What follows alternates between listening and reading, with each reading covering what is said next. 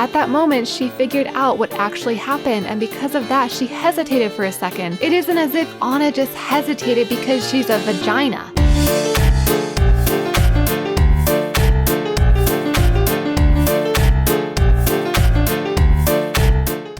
In this article, this girl complains that Overwatch unintentionally reinforces the misconception that females need support. She thinks that the game's lore needs to paint its more feminine characters as stronger and less dependent on the male characters. She obviously has not read the fucking lore. This article, out of all of the stuff that I found, was the most annoying. Like, how could you write a fucking article on this and not actually read all of the lore? She likes that they have some strong female backstories, but says, I'm highlighting the fact that 2 of 3 stories for their more curvy body females show them either as needing help from a man, being unable to save a man, or being kidnapped by men and tortured. And this unintentionally reinforces the misconception that females need support. Holy shit, this is not fucking true. She starts with Tracer. She says, I'm not going to make a big fuss over this.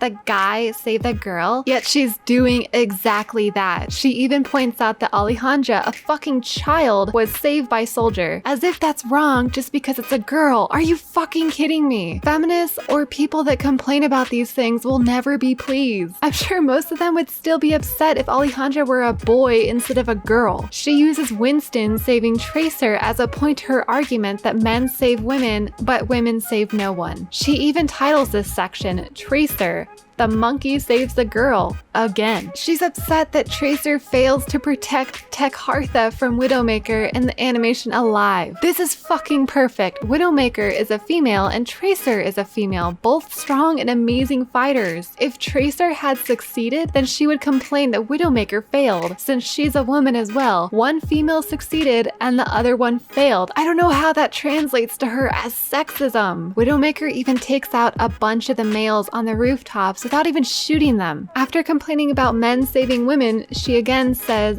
that's not what really bothers me. After just pointing both stories out as if it fucking bothers her. And let's not forget the title of this section. I'm more upset that we have yet to see a female successfully save or help a male in the lore, or another female for that matter. What the fuck? Mercy, a brilliant scientist renowned across the world, the fucking head of surgery at a prominent Swiss hospital who has saved countless lives on and off the battlefield, a strong and independent woman, somehow doesn't count to her as strong, independent, and someone who saves others. She also claims that Mercy doesn't count because she was involved with Reaper's accident. She says that Mercy, the most selfless person in Overwatch's universe, an advocate for peace, someone who spends most of her time caring for the innocent people around the world, that she didn't save Genji out of the goodness of her heart, but just to recruit him to the team. And because Genji at first didn't like his new body, that means that she failed. So she failed at saving a man, so therefore sexism. Somehow, all of her life achievements are erased because Genji didn't at first like his fucking body. The lore says that Overwatch, an organization that Mercy was a part of but was often at odds with, had been watching Genji as a potential asset to their team. Overwatch had Mercy revive him, and in return, Genji had to join them. That had nothing to do with Mercy. I'm sure that given Mercy's history, she would have saved him regardless if she was present as he was about to die and not there on orders. She even uses Anna as an example. In addition, though Anna does what she can to protect her daughter, we hear in her introduction video that she fails to take the shot when she needed to against Widowmaker, as if Anna, known as the best sniper in the world, a woman that is fiercely protective of her friends and family, has a strong sense of duty and honor, is weak just because she hesitated once in her entire career. The writer of this article didn't even mention the reason that she hesitated. Agent Gerard of Overwatch, husband of Widowmaker, was the head of operations against Talon, the group Widowmaker is now part of. Gerard was murdered, but Widowmaker was the one that actually killed Gerard after Talon had held Widowmaker captive for a long period of time where they tortured and brainwashed her to the point that she wasn't herself anymore, turning her into a sleeper agent. She went back to Talon after killing her husband, but Overwatch thought she had been kidnapped. During a mission to rescue scientists captured by Talon, Anna wound up in a sniper fight with Widowmaker, without knowing that it was Widowmaker. As Anna took a shot, she realized she was shooting at Widowmaker. At that moment, she figured out what actually happened, and because of that, she hesitated for a second, which of course resulted in Widowmaker making her pay for her hesitation. It isn't as if Anna just hesitated because she's a vagina. I love how she added this quote at the end of her section. Old habits die hard, I guess. Meaning that she thinks that damsel in distress and portrayal of weak women in video games is part of Overwatch. But oh wait, she's not upset about that. She said at the beginning, she said that she doesn't want to make a big deal about it, yet she writes a whole section on it. Moving on to Widowmaker, she complains that,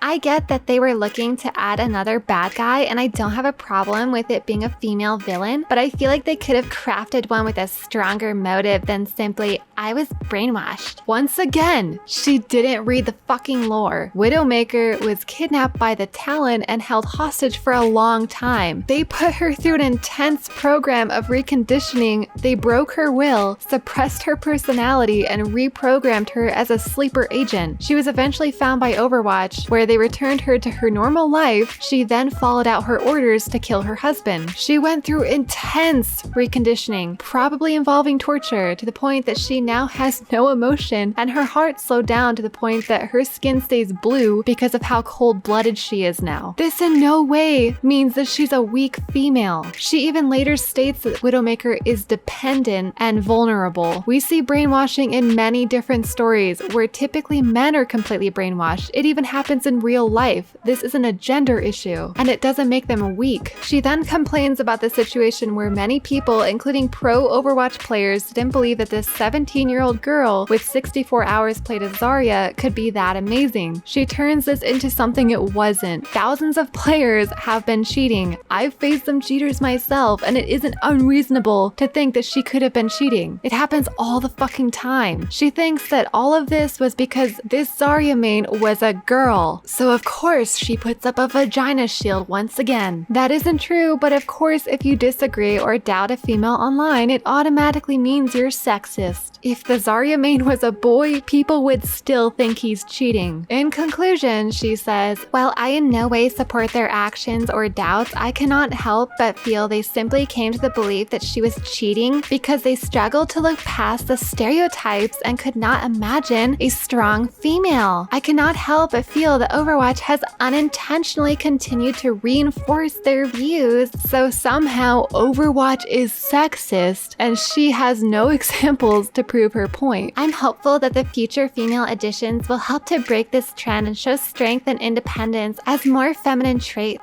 Even though every single character has an awesome story and all of the females have great achievements, they're all independent and heroic, she still thinks Overwatch is sexist. You really cannot please them. She's looking for gender issues where there aren't any, and even if Overwatch had a very feminine character that relied on others, there is nothing wrong with that. It's something that feminists constantly contradict themselves with. They fight for females having a right to be themselves, but they also have to fit into the feminist narrative. They must be strong and independent, but they can't be stay-at-home moms, and they need to pursue careers in science and tech. Be yourself, but don't be yourself. Anyways, guys, smell you later.